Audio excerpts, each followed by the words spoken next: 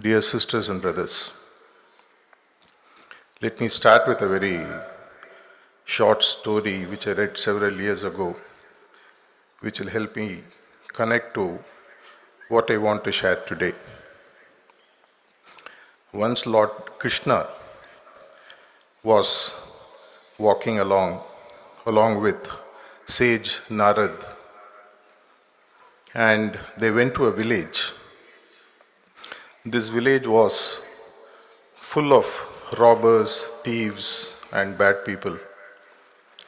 So they invited him for lunch, and he had lunch, and they asked for a blessing. So Lord Krishna said, "May you all stay together in this place forever and stay united." Lord Narad was sort of perplexed. What kind of a blessing is he giving? Then they go to the next village, which is full of good people who have good intentions, people who do good acts. And they also call him to have food with them. After having food, they also seek a blessing, and he gives a blessing that may you all get divided soon and go away from this place. Narad now really gets very angry. What kind of a God you are? You are telling the thieves to stay united, and you are telling the good people to get divided. So Krishna says, Narad, if the bad people leave the place, they will multiply and rob the entire world. It's better that they stay in one single place. Whereas the good people, they are doing nothing about what they are good at. They are staying in one single place, and hence I wish them that they have to move out of this place so that they can serve the world. Narad understood that. I also remember this quotation, which often I quote in many places. All it needs for bad to survive and thrive is for a few good people to do nothing. Last 3 days we have been fortunate enough for hearing Daji's explanation on the concept of availability. Based on my own personal interactions with him and my little bit of work that I have done across several areas that have been given to me, fortunately, I thought I will share a few basic concepts which will help us to take certain inputs on how to make us more available to his work.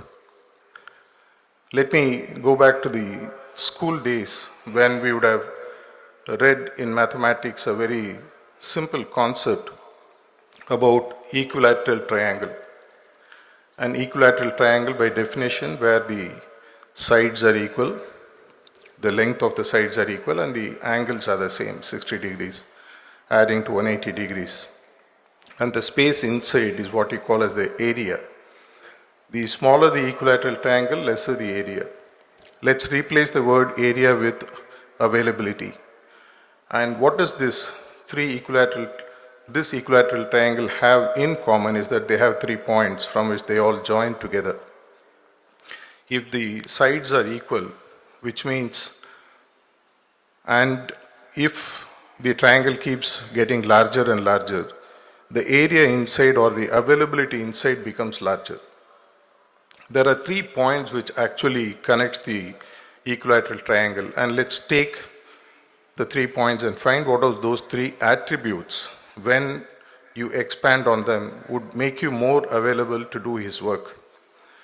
Let me call it the 3 C's. You have in any equilateral triangle a summit, which is the top point, and the left bottom point and the right bottom point.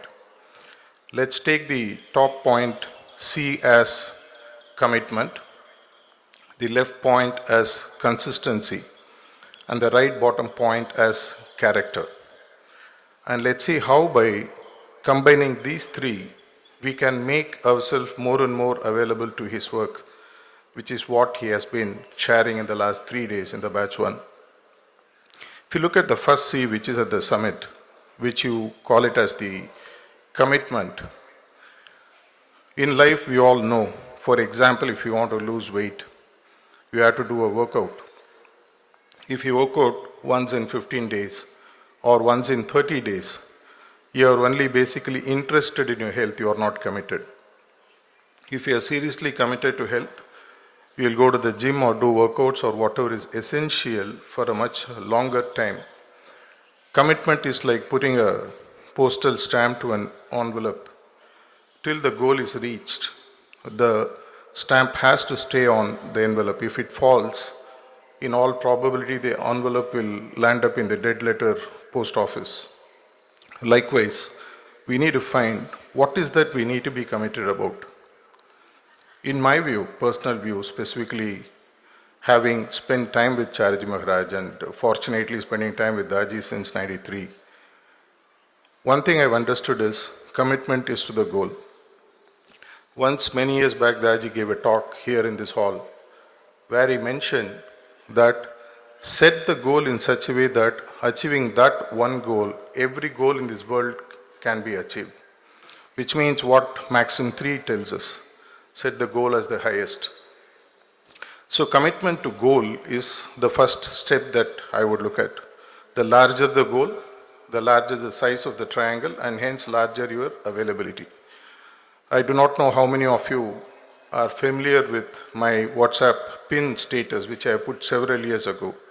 My goal, which I have taken, which people who are close to me will understand, is heartfulness must reach every home before I leave this planet. Once I set that goal, I have found miraculously in my own personal life that all the material sides, all the family side, everything else, automatically has started falling in place. If you climb Mount Everest, which is 29,000 feet, in the first 500 to 1,000 feet, you will find all kind of rich minerals, diamonds and stuff like that. You will still be rich while you aim for the highest, which is the pinnacle or the top or the summit of the mountain. Likewise, when you set the goal as the highest, automatically what happens is there is a way in which grace and support from the highest level starts flowing. I have seen it in my personal life that when you do his work and set the goal as the highest, nothing becomes really impossible. When he gave the work of being the regional facilitator of Tamilnadu about a year back, one thing that we all decided is we'll set the goal as the highest, which is like Tamilnadu has 8 crore people. And we said that within about 2 to 3 years, we'll ensure that all these 8 crore people get to know about what heartfulness is. And if possible, take those 3 sittings and become heartfulness practitioner. To such an extent, you stop anywhere and ask anyone on the road, do you know about heartfulness? They will have to say yes. They might not be practicing, but they will at least say yes. This is also one of the messages recently Daaji gave. Go ahead and tell the people it's there. Whether they practice or not, we'll come to that later. When we set that as the highest goal, then normally what happens is you tend to give your best. And that increases the size of the triangle from the top side. But only the top side is going to increase, the bottom 2 sides don't increase. It won't be an equilateral triangle, which means the area or the availability becomes lesser inside. So let's look at the other 2 C's and how it will contribute for us to increasing our availability. The availability conundrum is something that is not a static state. It keeps changing, it keeps getting better and better and better. As you become more and more progressive in your thinking, in your need to contribute to the message that he wants to spread, you will find that automatically the commitment levels keep going up. And the other C that I spoke about, the second one, is the consistency. The consistency is what takes you to the goal. Commitment lets you make a start. Commitment to a goal lets you define what your goal is, but it is the consistency. Way back in 2015, I remember the series of talks that Daaji gave in Manapakam, where he spoke about the importance of automatism. When you make something automatic, you automatically ensure that it is aligned to your goal. And when there is a goal alignment, you tend to become more consistent. If you are not consistent, there is no way you can make your availability better to his work. Consistency also boils down to a very simple thing about managing your time. As Daaji said in his talk, when you are available to everything, you are available to nothing. If you really look at consistency, I would look at the kind of habits we have. We all have 24 hours in a day. Take those 24 hours, leave about 6, 7, 8 hours that you spend on sleeping or taking or recuperating. The rest 15, 16, 17 hours is available to us to do what we choose to do. Many years back, I remember 2016 or 17, Daji beautifully mentioned that it is the choices that lets you manage your time and how you contribute to the mission. When we are available to too many goals, when we set too many goals, what happens is we tend to get distracted. And our habits consume the time that ensures that we don't contribute sufficiently enough to the cause that he would want us to, though he will not tell us openly. Consistency also, in one way, is about the work that the preceptors do. In my personal interactions with Daji, many times he has said that the moment I make a preceptor, a preceptor, the spiritual progress stops. Why? Because what they were consistent with in reaching the goal of, or the need, or the wish of becoming a preceptor, somehow goes away the moment they become a preceptor. There is a covenant that all preceptors sign in, which says that at least 2 sittings a day you must give. For example, I know of many preceptors who do much more than that. In one of the recent conversations we were having, and this was about 2-3 years ago, we were having a conversation around the contribution of preceptors to the cause of spreading heartfulness. And he was very sad when he said that less than 15 to 20% of the preceptors do the work for which they have been given the permission by the hierarchy and by himself, which is quite sad to know that we have strived hard and we think that getting that badge on our shirt is very important, and we get it and then we don't do our work. It creates power grossness, which preceptors know for sure. When you are consistent as part of spreading heartfulness, as I mentioned, taking heartfulness to the whole of the world, this is what their vision is too. Babaji Maharaj has said, I would like to see a preceptor in each home of this world, which means there has to be at least one abhyasi in each house of this world. You look at 800 crore plus population, at least about 150 crore preceptors should be there. Imagine the kind of vision that the masters have set for us and the speed at which Daji is taking it. If preceptors do not contribute, what tends to happen is you tend to become a block to the work that he is doing. He even once openly said, though it is sad to quote, he told me once that preceptors should come forward and give up their preceptorship if they think they are not fit to do his work. We cannot do the work grudgingly. We cannot do the work, oh my God, I have taken this up, now I have to do.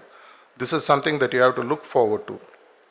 Many times he said that it's like meeting a girlfriend for the first time. How much sort of interest, how much kind of anticipation we will have to go and meet our beloved. Like that, every sitting where you are able to connect a potential seeker or a new seeker or an abhyasi with whom we want to deepen the practice, they want to progress, and the work that the preceptor does is humongous. 2 sittings is a must.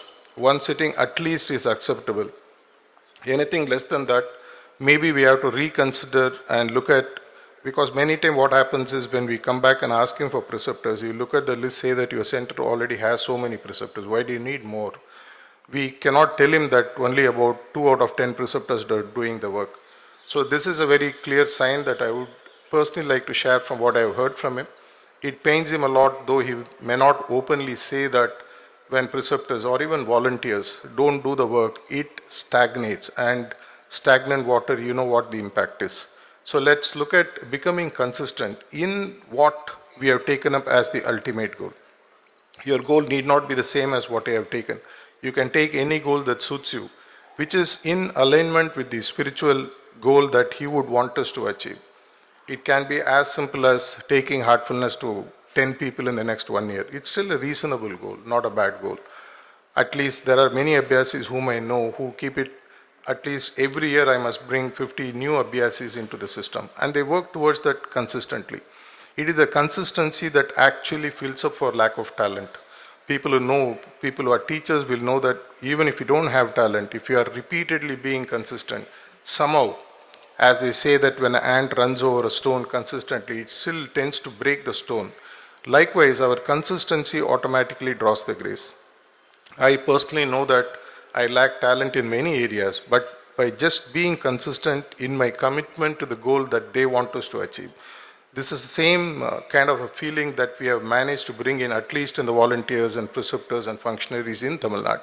This is something, if it can be duplicated. I can't say that we have done it in full, but we have made a beginning. If it is something that can be taken pan-India and pan-global, imagine that in the next 2 to 3 years' time, the things will automatically happen. There is a specific reason.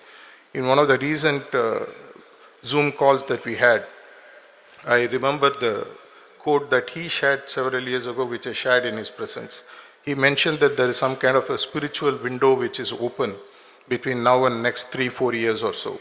And in this time, whoever gets in will have such fast progress towards the goal that is unimaginable, which has never been opened in the history of the nature till now. If you really understand what it means, we are talking about a 13 to 14 billion years of creation, and there is one window for us to go back, and which is available for 3 to 4 years. How much time would we want to spend in ensuring that not only us, everybody goes toward this goal in this period of time, which is hardly another 4 or 5 years left. The journey ahead is quite long, but if we are committed to the goal and we are going to be consistent, the chances of ensuring that heartfulness reaches to all the population of the world is not far off. Let me come to the third point, which is the point which sort of joins all these 2 points together, which is what I call as character. See, character is something which is a very difficult toolbox to understand, but in my personal view, I just broke it down to a few parts so that if it is of help to you, you may look at how you can make use of it. For me, character is something quite simple. What helps me to transform myself in aligning to the goal is what I would change my character towards. Whatever is not helpful, I would drop off. Let me explain it with a couple of examples. If you look at the Ashtanga Yoga, the first 2 steps of Yama and Niyama, Daji has many talks said that Yama is where you burn or give up what are the things that are not required. It's like a to-do list and not to-do list. And when you make this list, there are a few things which stops us from progressing. As he painfully mentioned in his talk, we even tend to question the wisdoms of the masters. We even tend to question the choices that they make. We even tend to question why is master saying like this? Why is he talking only to so and so and things like that. When you look at Niyama or Yama for that matter, I would only look at 2 things that we need to burn, which very clearly boils down to 2 biases that we are all born with and we continue to grow. The first is what we call as the cognitive bias. The second is what I would call as the emotional biases. Cognitive biases, if you do a Google search, you'll find there are more than 50 to 60 cognitive biases you will find. If you can start giving up, cognitive bias basically comes from our ability to think. Instead of discriminating, we just think and prejudge and then jump into certain suicidal well from out of which we are never able to walk out of. If we are able to introspect, which is what dharana and pratyahara is about, and give up those cognitive biases. Emotional biases are our tendency to connect with people we know, the tendency to hate people we don't like, the tendency to discriminate people based on color, religion, caste, sex, and things like that. Fortunately for humans, we all know what our cognitive and emotional biases are. If we ensure that we lighten the burden of our journey towards the goal that he wants us to, please ensure that you burn those biases, which is the Yama part. If you look at the Niyama part, it is about a few to-do list. Let me give a very simple thing for volunteers or abhyasis who would like to participate in this great journey of heartfulness throughout this world. To start with, set aside 15-20 minutes a day, a fixed time, which will bring an automatism. In this time, I will do something for spreading the message of heartfulness. It can be as simple as practicing the 4 intentions, the 4 suggestions and the 3 intentions that he has shared with us. If we just practice that and send out that as a vibratory sort of a field around us, we will find that more and more people start getting attracted. Because many times when people speak about character, this question has come up in several discussions I've had with volunteers. When Daji says character formation, does it mean we don't have character? It's not that. Character formation is the first step. From character transformation is what we move into. And finally, the magic happens when you actually metamorphosize into becoming like what he is. If you understand these 3 concepts of being committed to the goal, define your goal, whatever is the highest. Your material life will automatically sort of plug into that. Find ways to be consistent in moving towards this goal.